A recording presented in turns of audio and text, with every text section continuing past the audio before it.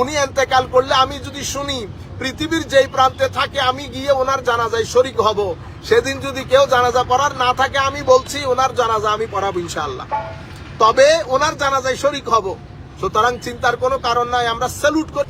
আমি গতকালকে আমাদের ভাইরা জানিয়েছেন আমাদের বাংলাদেশের এই আমাদের শাকিল ভাই আপনাদের অঞ্চলটার নাম কি? কিশোরগঞ্জের আমাদের এমপি যিনি ফজলুর রহমান সাহেব, আমাদের অত্যন্ত শ্রদ্ধার অত্যন্ত ভালোবাসার তরিকতপন্থী লোক। বলা হচ্ছে যে ওনার জানাজা নাকি কেউ পড়াবে না। আমি ফজলুর রহমান ভাইয়ের প্রতি শ্রদ্ধা রেখে বলছি, আপনারা যারা আমার এই মেসেজ শুনছেন দয়া করে ওনাকে পৌঁছিয়ে দেবেন। উনি ইন্তেকাল করলে আমি যদি শুনি পৃথিবীর যেই প্রান্তে থাকে আমি গিয়ে ওনার জানাজায় শরীক হব। সেদিন যদি কেউ জানাজা পড়ার না থাকে আমি বলছি ওনার জানাজা আমি পড়াবো ইনশাআল্লাহ, তবে ওনার জানাজায় শরীক হব।